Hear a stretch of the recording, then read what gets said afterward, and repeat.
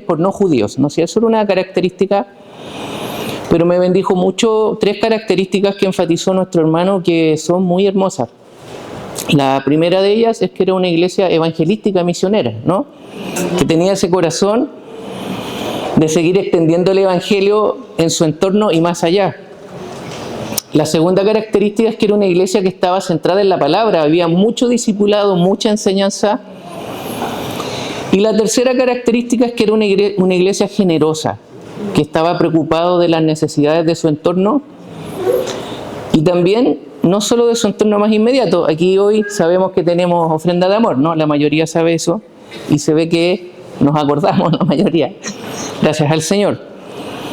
Pero también ocurre un hecho bien interesante que está conectado con lo que vamos a ver hoy, que en Jerusalén ocurre una hambruna importante, ¿se acuerdan? En ese mismo momento en que la iglesia de Antioquía estaba creciendo y fortaleciéndose en el Señor, ocurre una hambruna en Jerusalén y los hermanos, ¿qué deciden hacer? Enviar ayuda, ¿sí? Y allí toma un cierto papel un hermano llamado Bernabé, que vamos a comentar hoy día de ese hermano y de algunos otros más. Y por otra parte estuvo también la predicación del hermano Esteban, en esta forma en la que Lucas va como alternando lo que va ocurriendo en el mundo gentil, la iglesia de Antioquía, y lo que seguía ocurriendo en la iglesia en Jerusalén y Judea. Va alternando, va contándonos qué está pasando allá y en paralelo qué está ocurriendo en Jerusalén. Ya les comentaba que en Jerusalén estaba ocurriendo una hambruna, eso hizo que hermanos de Antioquía se movieran hacia Jerusalén. Entre tanto pasaron 2 hechos muy fuertes que quiso marcar Lucas. Uno, la muerte de Santiago, uno de los 12 hermanos de Juan, ¿no es cierto? Ya podríamos decir que es el segundo mártir, Esteban, y luego muere por instigación de Herodes, muerto a espada. Pedro es capturado, el hermano Esteban ponía mucho énfasis en ese encarcelamiento y cómo el Señor lo libra de manera milagrosa. Y también resalta, por alguna razón, ¿no es cierto?, Lucas, la muerte de Herodes, Antipas o el tetrarca. Y es una muerte bastante vulgar y miserable, así directamente lo trata la palabra, ¿no es cierto? Y también Herodes muestra algo que se repite y que es antagónico permanentemente al carácter de Cristo y a la predicación de su evangelio, que es un hombre tratando de tomar el lugar de Dios, haciéndose pasar por Dios, ¿vale? Entonces él se viste de ropas ceremoniales, y una traducción y otra, y eso es un poco lo que pongo acá en signo de interrogación, como tal vez, si Dios lo permite, la reflexión central de esta predicación. Él se viste de ropas ceremoniales, se pone en alto para un tema político, de negociación política contra adversarios políticos de ese momento que estaban pidiendo algo. Y los que oían, no está con signo de interrogación, eso lo pongo yo en el texto original. Los que oían decían: voz de Dios y no de hombre. Otra versión, que es esta que está acá, que la Dios habla hoy, dice: el que habla es un Dios, no es un hombre. ¿Se entiende? Eso para reflexionar, y lo ponemos en signo de interrogación. El pueblo que oía a Herodes pedía, anhelaba que hablar un Dios y no hablar un hombre. Lo ponemos en signo de interrogación. Dicho eso, pasamos entonces a leer. Les dije que iba a leer textualmente de esta Biblia, Dios habla hoy, 2 porciones de entre 13 y 14 de Hechos. Y vamos a leer los primeros versículos del capítulo 13, que siguen la línea de la descripción que hizo nuestro hermano Sebastián de la iglesia de Antioquía. Dice así: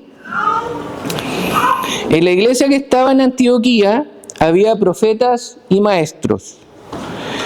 Eran Bernabé, Simón, al que también llamaban el Negro, en otra versión dice Níger, ¿no? Lucio de Cirene, Menahem, que se había criado junto a Herodes, el que gobernó en Galilea, y Saulo. Un día, mientras estaban celebrando el culto al Señor y ayunando, el Espíritu Santo dijo: sepárenme a Bernabé y a Saulo para el trabajo al cual los he llamado. Entonces, después de orar y ayunar, les impusieron las manos y los despidieron. Voy a leer un par de versículos más. Enviados por el Espíritu Santo, Bernabé y Saulo se dirigieron a Seleucia y allí se embarcaron para la isla de Chipre. Al llegar al puerto de Salamina, comenzaron a anunciar el mensaje de Dios en la sinagoga de los judíos. Juan iba también con ellos como ayudante. ¿Vale? Hasta ahí vamos a leer. Bien, vamos entonces con la ayuda del Señor, a añadir o a complementar algunas cosas a esta iglesia de Antioquía, que Lucas enfatiza. Primero nos dice que habían dos ministerios de la palabra funcionando en Antioquía, ¿no es cierto? Lore, no sé si puedes avanzar al siguiente. Estos ministerios de la palabra eran de profetas y maestros, y enumera a las personas que eran profetas y maestros, ¿sí? ¿Se acuerdan de los que están ahí? Y son personajes bastante interesantes. La mayoría de ellos los podemos rastrear en las Escrituras, salvo uno, y que atraviesa una característica, creo que a todos ellos, que va a ser esta, digamos, segunda parte después de la introducción. Bueno, la primera de todas, que son personas que ministran la palabra, ¿no? Profetas y maestros, estas personas que están nombradas acá. Esta la saqué de una predicación anterior que había hecho, y no había en esa predicación comentado mucho sobre el papel de la palabra de Dios, ¿sí? Bueno, la palabra de Dios es maravillosa, pero quisiera destacar que en una comunidad cristiana como esta, y como también la de Antioquía y muchas otras, cuando la palabra se predica proféticamente desde el punto de vista del maestro, ocurren algunas cosas a nivel personal y también como iglesia. Y por eso están esas figuras retóricas entre comillas, que podemos entender más en nuestro tiempo. La palabra, no está citado el texto, pero usted lo puede ver en 1 de Pedro 1:24 y 2:1-3. Para Pedro, nosotros los cristianos debemos de ser la palabra de Dios como niños, ¿no? Esa leche. Queremos palabra del Señor. Esa leche, él agrega, no adulterada. Ya Pedro sabía que la palabra del Señor, por instigación de hombres vanidosos o de fuerzas demoníacas opositoras, siempre iba a querer ser torcida, ¿verdad? Siempre iba a querer ser adulterada. Pero nosotros, los hermanos y hermanas cristianos que amamos al Señor, Pedro nos invita a que esa palabra la anhelemos como un bebé que anhela beber leche, ¿no? Todos los que hemos sido padres, madres o que tenemos cerca un bebé sabemos lo que desea un bebé, beber leche. Y una leche no adulterada. Entonces, Pedro usa esta figura retórica para decirnos la palabra del Señor es nuestro alimento fundamental, ¿verdad? ¿Los bebés cuántas veces toman leche? ¿Una vez a la semana? No. Y hasta en la madrugada, ¿no es cierto? Qué tremendo desafío tenemos. Parto por mí. Yo no leo la palabra ni me alimento de la palabra muchas veces al día. Hablo por mí, ¿vale? Segunda cosa que está en Efesios, esto en boca de Pablo. Qué hermoso. Primero Pedro, luego Pablo. Nos escribe allí y nos dice que la palabra es como agua, ¿sí? Que purifica la iglesia. Qué bueno, ¿no? Bueno, hay lugares donde uno no se puede bañar todos los días, es verdad. Pero trayéndolo a nuestro tiempo, casi todos necesitamos bañarnos todos los días, ¿no es cierto? Por lo menos. Puede ser que 2 veces al día sea mucho, pero cuando chico a mí me bañaban 1 vez a la semana. No había ducha. Pero necesitamos ser limpiados, ¿sí? Necesitamos ser alimentados, pero necesitamos ser limpiados porque vivimos todos los días interactuando en un mundo que no reconoce a Cristo. ¿Se dan cuenta? ¿Es difícil eso de darse? No, no es difícil. Uno entra el lunes, entra el sistema el día lunes y el mundo en el que estamos conviviendo no reconoce a Cristo. Y nosotros oímos y participamos de acciones, de ideas que no son lo que la palabra nos inspira a creer, a confiar y a practicar, ¿cierto? Pero lo comenzamos a absorber, comenzamos a creer y comenzamos a actuar de esa forma. Pero cuando llega la palabra del Señor, la verdadera palabra del Señor que sale de la boca de Dios a través de hombres y mujeres que sirven fielmente, y nosotros oímos esa palabra, ¿qué nos pasa? Somos limpiados de esas ideas que contaminan nuestra mente, que contaminan nuestra vida, que contaminan nuestra forma de hacer. Entonces la palabra nos alimenta, nos limpia, ¿verdad? Y es sistemático, necesitamos ser limpiados todos los días de estas ideas, de estas formas de vida que no representan ni tienen comunión con la vida de Cristo. Y otra cosa, otro recurso retórico que se usa para representar la palabra por el mismo Pablo, pero la otra vez también les comentaba que Juan ve de la boca del Señor, ¿no? Esa visión de Juan, de estos tres hombres del Señor que con todo respeto y temor del Señor admiro tanto, a Pedro, a Pablo y a Juan, sin haberlos conocido. Juan ve que de la boca del Jesús glorificado sale una espada, ¿no? Y Pablo dice que la palabra de Dios es como una espada. Y el autor de Hebreos, desconocido, también dice que la palabra es como una espada de doble filo que corta y separa los huesos de los tejidos, de la piel, de la carne, el alma del espíritu. O sea, discierne cuáles son las intenciones del corazón caído, del alma caída, del alma separada de Dios, de la voluntad de Dios. Amén. Entonces la palabra de Dios también nos permite exhortarnos y decirnos, ¿sabes qué? Estás pensando muy bien, pero eso no es la voluntad de Dios. Amén. Eso es difícil, ¿eh? Pues la parte a veces más fácil es saber, miré, toqué, dejé de fumar, volví a fumar, dejé de mirar, volví a mirar. No digo que eso sea una tarea sencilla, es importante, pero a veces pensamos que estamos haciendo las cosas bien en el Señor. Y necesitamos que la palabra del Señor, como una espada de doble filo, nos corte y nos permita discernir y decirnos, eso es tu voluntad. Es buena, pero es tu voluntad. Y lo que necesitamos hacer nosotros es aprender a ser discípulos. Esa es la misión de esta iglesia, para servir a Cristo. Amén. Para que la voluntad del Señor ocurra.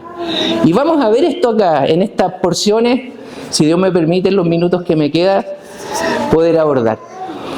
Entonces, la iglesia de Antioquía es una iglesia que está expuesta a la palabra y se nos destacan 5 hermanos.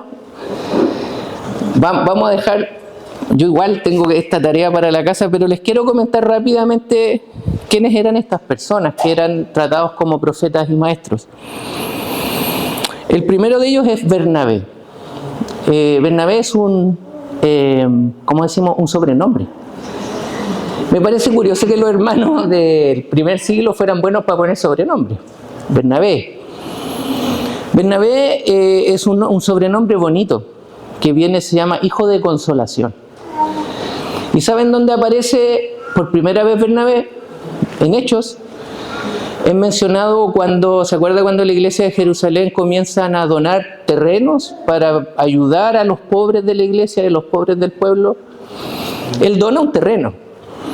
Lo vende y entrega, y allí aparece por primera vez mencionado este Bernabé en Hechos. Un hombre generoso, ¿sí? De corazón generoso.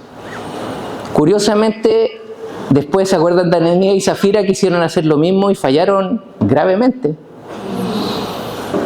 Ahí está Bernabé. Otra cosa que nos informa la Biblia, les voy a dejar, tengo acá, después en el café les puedo dar los versículos concretos para ahorrarnos unos minutitos. Otra cosa que nos informa la Biblia de Bernabé, muy interesante también, es que él es nativo de Chipre, ¿vale? O sea, él es original de Chipre, lo que nos permite deducir que probablemente Bernabé se haya convertido en alguna de las predicaciones de Pedro. ¿Se acuerda de la primera predicación cuando venían judíos de diferentes lugares del entorno de Jerusalén, del norte de África, de Asia? Entonces es probable que Bernabé se haya convertido en esa predicación o en alguna otra y haya querido y decidido formar parte de la iglesia originalmente de Jerusalén. Interesante, ¿no? Bueno, eso, información. ¿Qué podemos entonces concluir de Bernabé? Bernabé era una persona importante, tenía posesiones, ¿verdad? Era generoso. Luego Simón el Negro, qué bonito, nosotros tenemos una perrita que se llama la Negra. Y fíjense que de este Simón hay bastante información en la Biblia. Los eruditos dicen que probablemente, es casi seguro que sea Simón de Cirene. ¿Les suena Simón de Cirene? Ya. ¿Quién era Simón de Cirene? ¿Dónde se hizo famoso Simón de Cirene? Hay 3 evangelios que hablan de este Simón de Cirene. ¿Qué hizo Simón de Cirene? Cargó la cruz de Jesús. ¿Sí? Dice que era un hombre que venía del campo, es como que usted viene de su trabajo, va pasando, dice, ¿qué pasa aquí? ¿Está pasando algo? Va a mirar.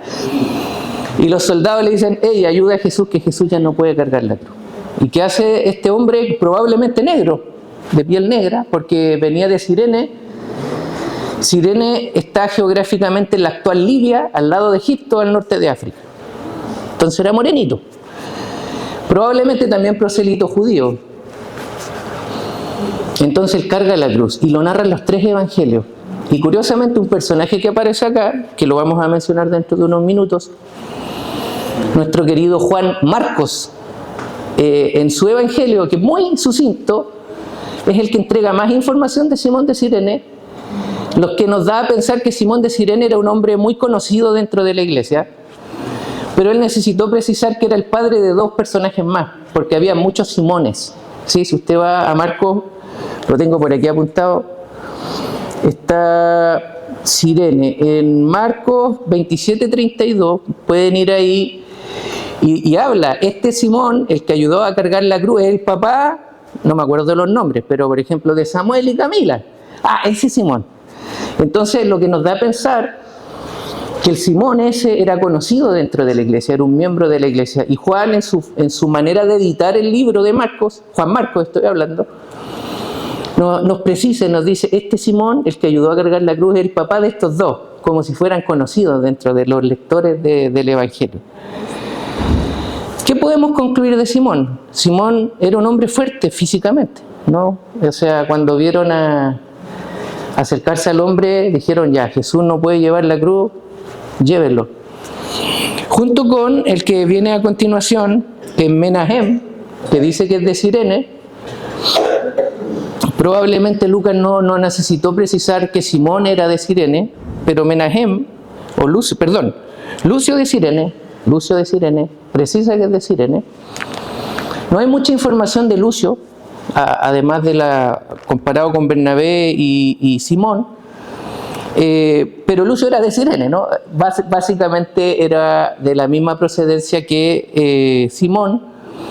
Lo que se sabe, no podemos extraer esta conclusión para este hombre, Lucio, pero se sabe que la gente de Cirene era gente muy educada en los tiempos del Señor y previo a los tiempos del Señor. Eran personas matemáticas, muy racionales, los que procedían de ese lugar. Ahora sí, Menahem, aquí el paréntesis que me entrega esta versión de la Biblia ya nos dice mucho de Menahem. ¿Qué dice de Menahem? Que se había criado junto con ¿quién? El que gobernó en Galilea. O sea, algunos versículos atrás nos estaban contando la trágica muerte de su amigo de crianza. Aquí nos está diciendo que Menahem era un hombre políticamente de una élite, ¿cierto? Si se crió con Herodes, junto a Herodes. ¿Vale? Bien. Y Saulo. Ese era el último profeta y maestro. De Saulo no vamos a hablar, ya conocemos mucho a Saulo o Pablo. Conclusión. Estas 5 personas eran personas fuertes, importantes humanamente. ¿Se entiende? Eran personas que tenían muchas capacidades, muchos recursos, influencia, fuerza física, intelectual, capacidad económica. Entonces, cuando están reunidos, ¿qué estaban haciendo? Dando culto. ¿Qué significa dando culto al Señor? Te exaltamos a ti, porque tú estás por sobre todas las cosas. ¿Qué más estaban haciendo? Ayunando. Porque queremos movernos no en nuestras fuerzas físicas, no en nuestras capacidades, queremos que nos mueva tu espíritu. ¿Y qué ocurrió? También oraban, ¿no es cierto? Y esto es hermoso. Uno siempre se ha preguntado, si bien Dios quiere que hagamos la voluntad de Él y nos movamos conforme a su propósito, pero ¿sabe que Dios escucha? ¿Sabe usted que Dios escucha? Y responde. Gloria a Dios, ¿no es cierto? ¿Qué estaban haciendo? Orando. Señor, tú nos escuchas. Porque sabe que nuestro Dios es un Dios vivo. Y sabe que todo lo vivo, tú hablas y te escucha y te responde. ¿Sabían eso? Párese arriba de un cementerio a hablarle a los que están ahí. No les van a escuchar ni le van a responder.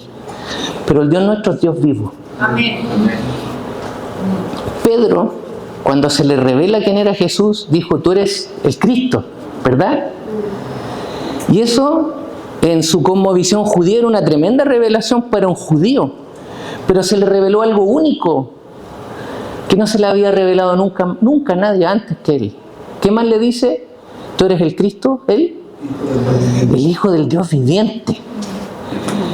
El Hijo del Dios que quiere crear un vínculo con nosotros para comunicarse con nosotros, traspasarnos su propósito, pero está dispuesto a oírnos, a escucharnos como Padre. Los que somos padres, ¿no? Siempre estamos sensibles a lo que nuestros hijos nos piden. ¿Cómo actuamos cuando vemos a nuestros hijos con necesidad? Queremos dar, ¿no? Todo lo que necesitan. Entonces estos hermanos estaban exaltando al Señor, estaban trabajando para hacer una expresión mínima de sí mismos, para poner su confianza en el Señor, y oraban y clamaban.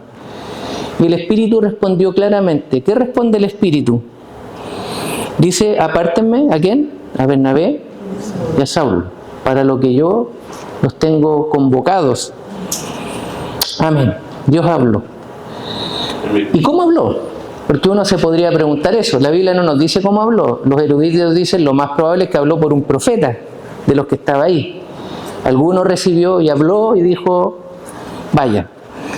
Bueno, aquí les voy a comentar algunas cosas que ocurren después que son tremendas. Entonces, Bernabé y Pablo se aventuran. Lore, ¿puedes pasar, por favor? Hoy se ve más o menos, ¿ya? Pero ahí está la gráfica del mar Mediterráneo y este viaje tan interesante que hacen Bernabé con Pablo. Arriba se supone que debería haberse Antioquía, ¿no? Arribita ahí. Y ellos parten de ahí y van a Chipre. ¿Ok? Y pasa algo aquí que es para reflexionar por las consecuencias posteriores. El Señor dice que vayan, que se aparta ¿a quién? A Bernabé y a Saulo, ¿no es cierto? ¿Nombró a alguien más? Tenía 5 opciones, nombró a 2. ¿Qué hacen Bernabé y Saulo? Van ellos 2 y suman a otro, a un chico llamado Juan Marcos, ¿sí? Juan Marcos. Juan, nombre judío, Marcos, sobrenombre. ¿Sabían que era un sobrenombre? El sobrenombre de Marcos significa consagrado al dios Marte, no es un nombre muy cristiano, diríamos que es pagano. Y el dios Marte en el panteón romano es un dios de guerra, el dios de la guerra, ¿no es cierto? Curiosamente, este Juan Marcos, tenemos algunos antecedentes bíblicos que mostrarían que su carácter no es de guerra.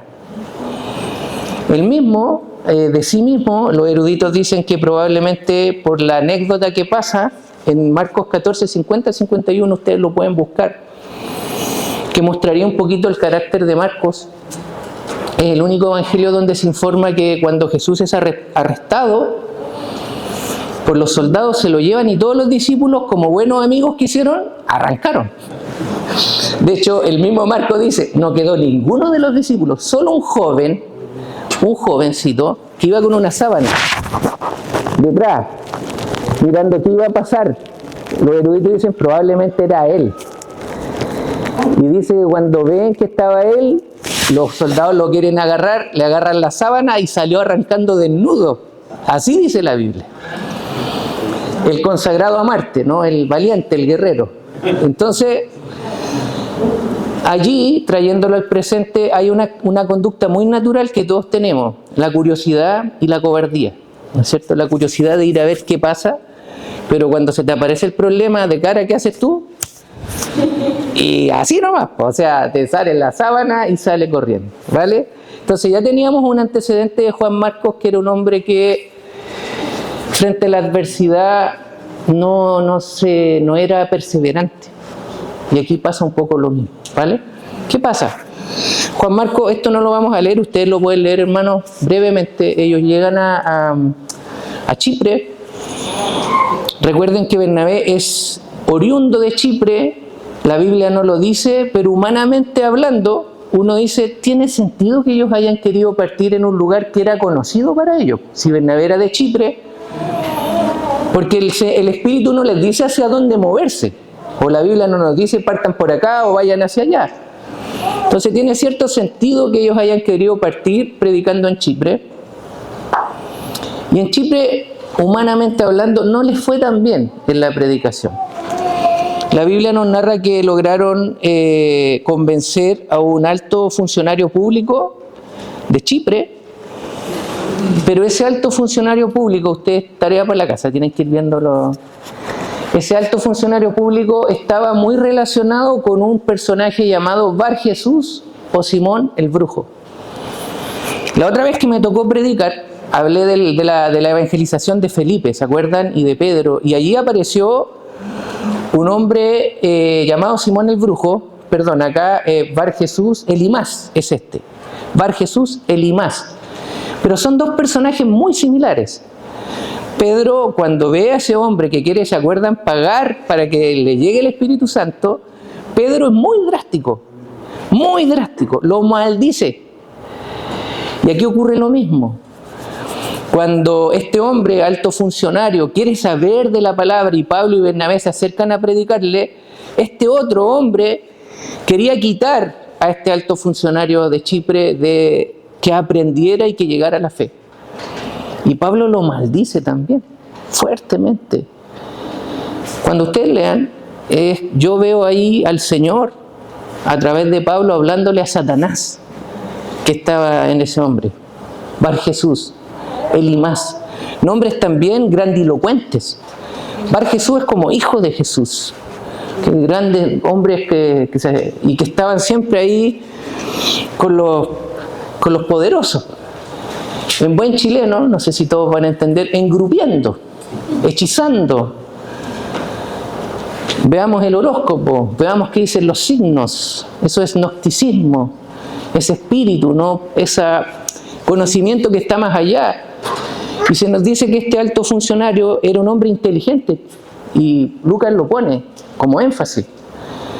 Trayéndolo al presente, hermanos y hermanas, yo sé que todavía gente muy inteligente acude al horóscopo, acude a hechiceros, lo sé de primera fuente.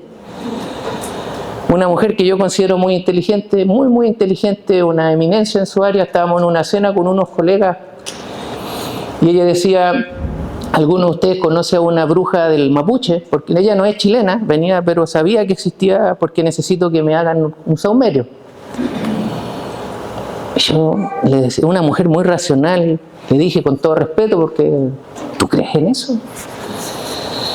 Entonces, personas muy inteligentes, muy doctorales, muy influyentes, ella trabaja en una de las mejores universidades en Estados Unidos, son cautivadas por estos misterios espirituales, voces angelicales que no se someten, que están en rebeldía con Dios y que son poderosas para cautivar a la mente más inteligente. Entonces Pablo, ¿qué va a decir? ¿Lo va a maldecir? Le va a decir, tú no tienes nada que ver. ¿Y qué le pasó a este señor? Quedó ciego. Quedó ciego, Elimás el brujo, Bar Jesús, lo que demuestra que las personas que buscan, que acuden a este falso conocimiento, están en tinieblas, no saben dónde van, ¿se entiende?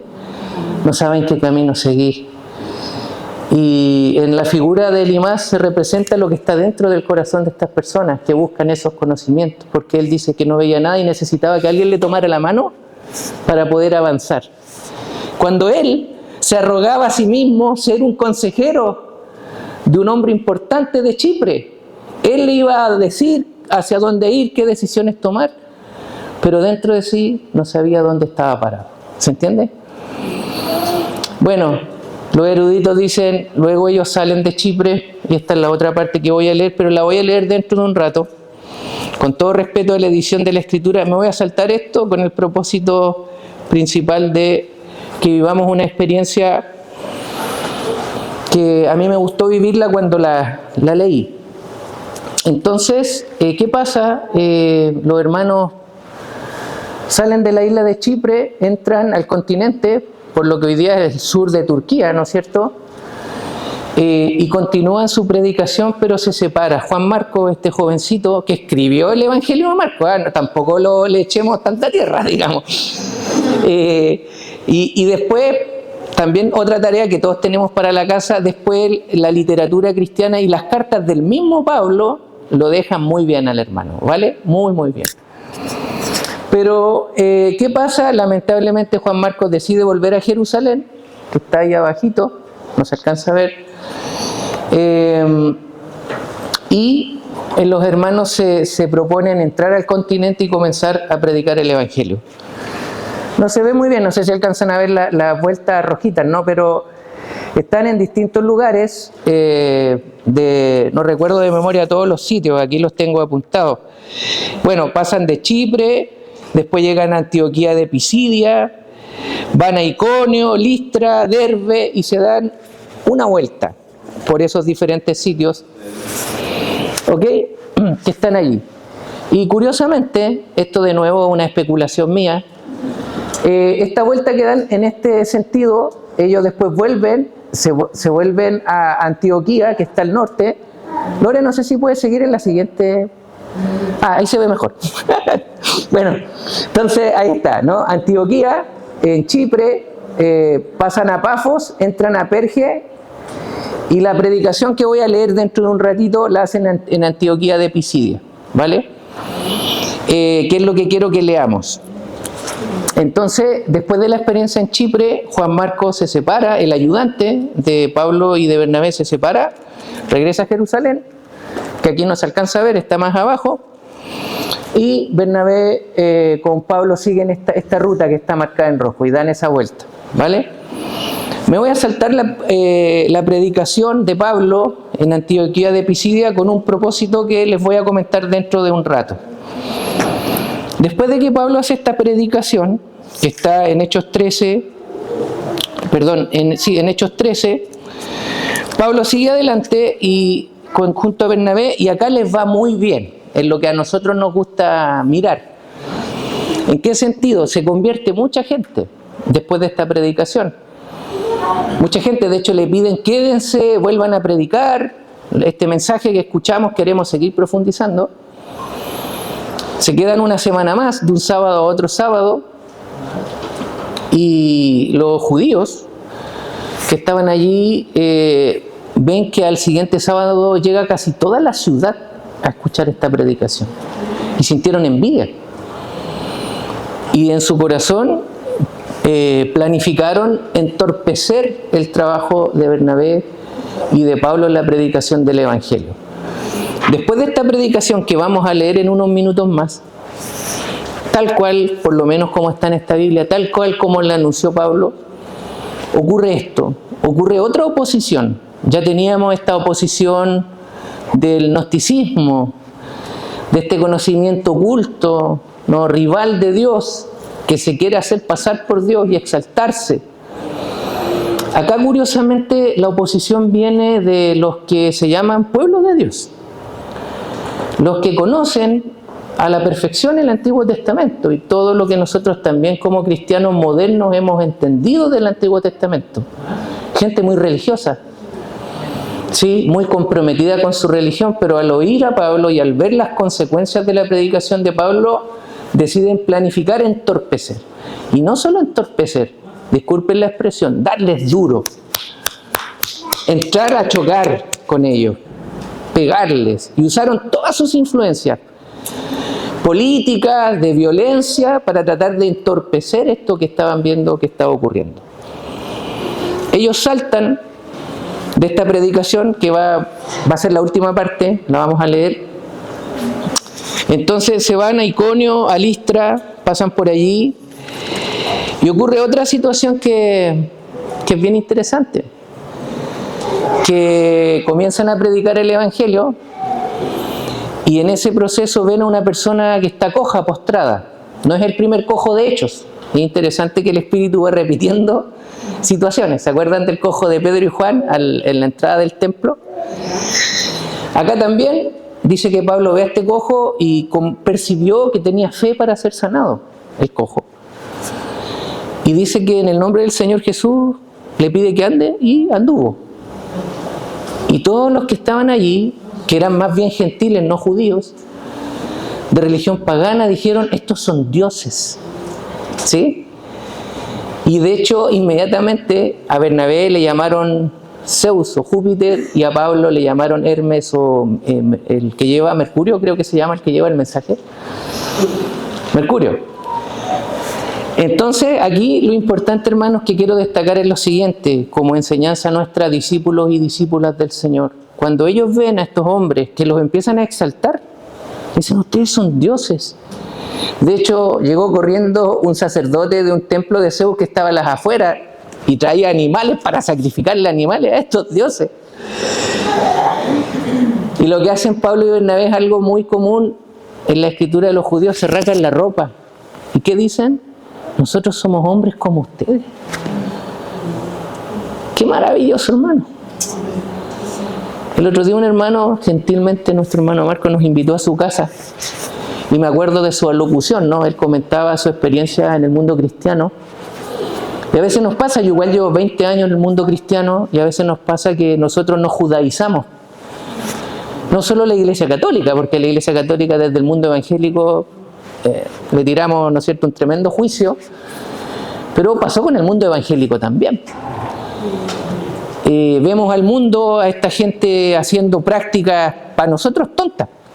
¿Cómo pueden creer en que el sol es un dios y le ponen Zeus? ¿O cómo pueden creer que tal cosa, la fuerza física, es otro dios y le llaman Marte? No sé. Pero en lugar de eso, la actitud de Pablo y de Bernabé fue hermosa. Somos como ustedes, hermanos. No les dijeron hermanos. Somos hombres como ustedes. No tienen que hacer esto. No tienen que hacer esto. Y la Biblia dice que no fue suficiente. Igual sacrificaron. Nosotros somos discípulos y discípulas. Estamos aprendiendo del Señor. Hermanos, hermanas, los que sienten el llamado de llevar la palabra del Señor, evangelizar acá, fuera de Chile, en los lugares. Hermanos, hay otra fuerza, además de la religiosidad judaizante, además del gnosticismo, son estas ideas que para mí también son fuerzas espirituales que cautivan la mente de las personas y que son muy difíciles de vencer. Es muy fácil que usted, sirviendo al Señor, predicando el Evangelio, no vaya a ocurrir un milagro, puede pasar esto, pero solamente el predicar el Evangelio, es muy fácil que personas que primera vez escuchan y conocen al Señor tengan la tentación de exaltarle a usted. Y la actitud de los hermanos fue: yo soy un hombre como tú. Soy totalmente débil. Amén. Eso quiero resaltar de nuestros hermanos. Para ir terminando, al final, hermanos, de este primer viaje misionero, iba a decir un chilenismo, voy a decir otra cosa: le sacaron la mugre a Pablo. Le sacaron la mugre, hermano. Lo apiedraron. ¿Se acuerdan que hubo un cojo que sanó Pedro? ¿Se acuerdan otro que murió apiedrado? ¿Quién era ese? ¿Quién murió apiedrado? ¿Quién estaba ahí mirando? Y a Pablo le pasó lo mismo. Lo juzgaron los judíos, los judaizantes. Lo dejaron hecho pebre en esta vuelta. Por acá, no me acuerdo si en Derbe, por ahí. Mire, cerquita de su casa, de Tarso. No llegó a Tarso. Y resulta que los discípulos, porque había muchos discípulos que creyeron, obviamente, y que empezaron a seguir y fueron fieles en esto, ¿no? En estos meses, pueden haber pasado mínimo meses en esta vuelta, mínimo. Y cuando está ahí, fuera de la ciudad, hecho pebre, perdón la expresión, los hermanos lo rodean. Y Pablo despierta. Y sigue su viaje de vuelta, porfiado. Mire, tenía cerca Tarso. Podría, disculpen este juego un poco coloquial, podría haberse sobado para Callao en Tarso, ¿no es cierto? Oye, voy a ir para Tarso, estoy todo machucado. ¿Qué hacen? Vuelven al mismo circuito y vuelven a los mismos lugares. ¿Para qué? Para fortalecer a la iglesia nuevamente y decirle, manténganse firmes en esta fe. Amén. Manténganse firmes en lo que les predicamos, y les voy a leer lo que les predicó Pablo. No lo voy a editar. Quiero que hagamos ese ejercicio. Escuchemos por primera vez una predicación como se predicó al pueblo judío y gentil a la vez, textual, como está en la Biblia. Y pongámonos en ese lugar para entender cuál es el mensaje que está allí. Y les decía eso a los hermanos, manténganse firmes en esta fe. Y adivine qué les dice, hermano, es necesario padecer mucho para que entremos en el reino. Iba todo machucado, po. Obvio, po. Imagínense los hermanos que estaban alentados, esto es la verdad, y después ven al que les predicó todo machucado. ¿Qué sacaba él con irse? Él tenía que enfrentar eso junto a Bernabé y a los otros hermanos y decir, mire, esto es verdad lo que les predicamos, pero es necesario sufrir, con mucho sufrimiento entrar al reino. Él mismo era la prueba de eso. ¿Y qué les predicó? A todos estos que empezaron a convertirse. Gloria a Dios, porque nos deja Lucas no solo este discurso. Tenemos antes de este 3 discursos que yo les invito, hermanos y hermanas, a analizar y a comparar, para que nos demos cuenta cuál es el corazón del mensaje del Evangelio. Hechos 2, el discurso de Pedro. Después tenemos Hechos 7, el discurso de Esteban. Después tenemos Hechos 10, el discurso de Pedro con Cornelio. Y ahora tenemos esta predicación. ¿Quieren escuchar? Se demoró menos de lo que yo me he demorado todo este rato. ¿Ya? Entonces vamos a leer, podemos ponernos en ese lugar. Esto fue en Antioquía de Pisidia. Los judíos, era una sinagoga, le dieron la palabra, ¿tienen algo que decir? Y Pablo dice, sí, tengo algo que decir. Bueno, el 16 dice así, entonces Pablo se levantó y pidiéndoles con la mano que guardaran silencio, dijo, escuchen ustedes, israelitas, y también ustedes, los extranjeros que tienen temor de Dios. El Dios del pueblo de Israel escogió a nuestros antepasados, hizo de ellos una nación grande cuando todavía estaban viviendo como extranjeros en Egipto. Y después, con su poder, los sacó de aquella tierra.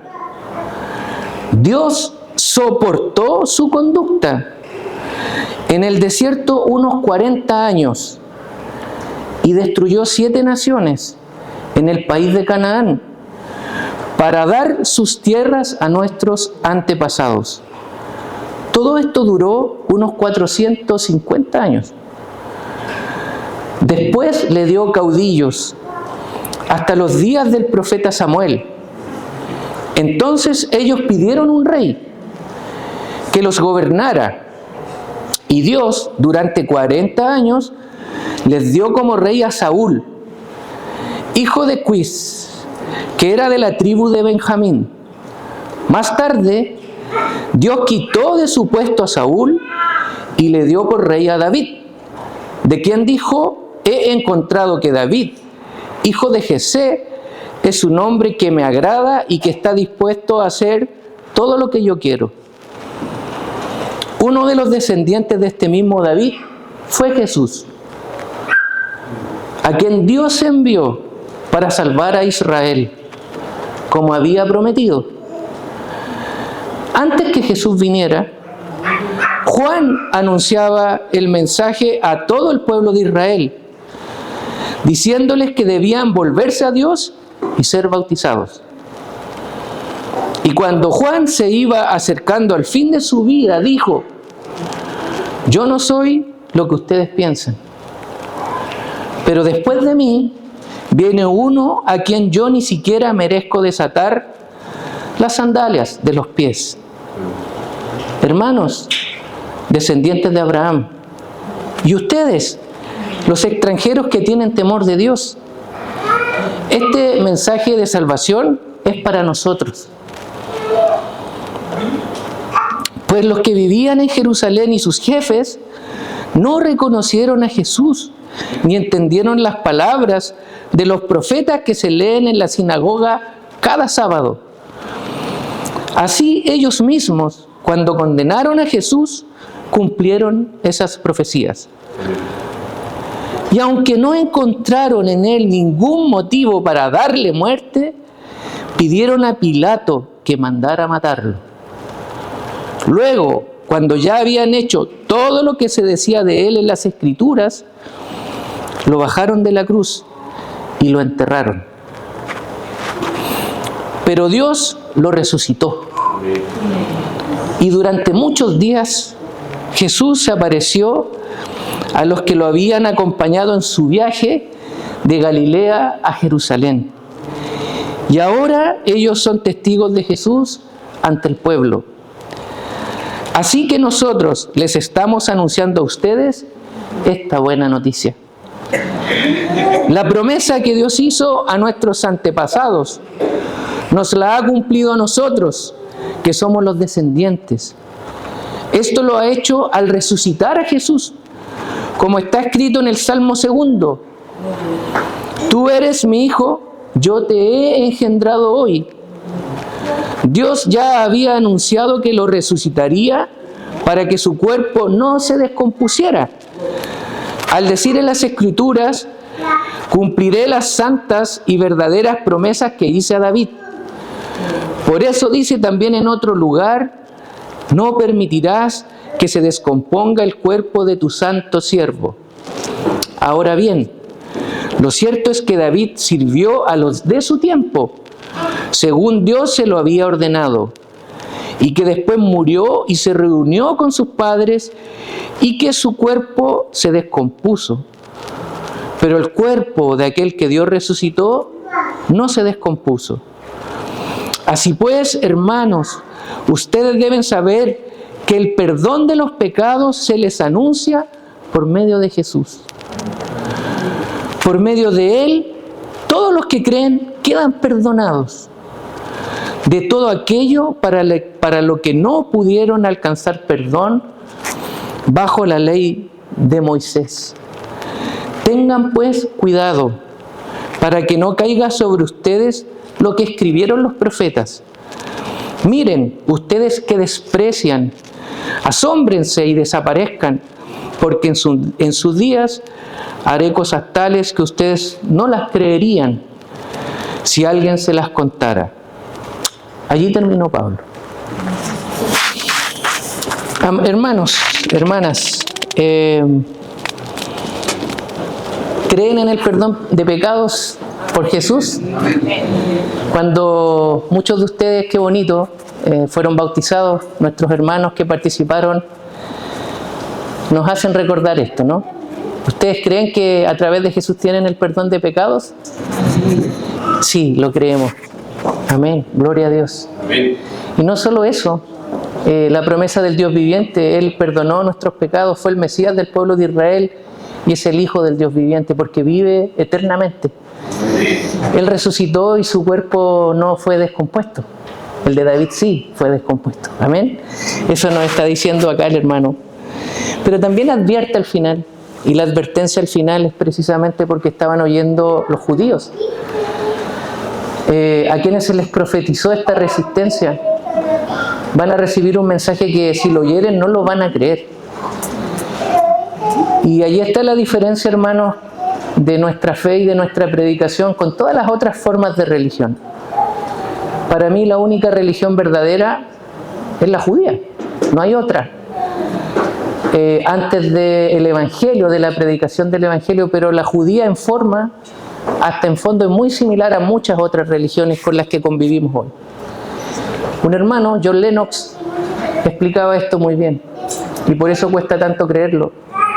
Nosotros tenemos que creer en el Señor y nuestros pecados son perdonados. Amén. No tenemos que hacer nada, no tenemos que cumplir la ley de Moisés, y eso es fuerte para los judíos, escucharlo. Y John Lennox lo comentaba porque es muy difícil de entender. Él es un profesor de la Universidad de Oxford. Y él decía, nosotros predicamos un evangelio en el que nosotros entramos a un curso de discipulados, pero entramos aprobados. Aprobados porque Jesús murió por nosotros. Porque su sangre cubre nuestros pecados. Porque nos dio vida nueva en el Espíritu Santo. Todas las otras religiones te invitan a un curso donde al final del curso tal vez sepas si vas a ser aprobado. ¿Se entiende?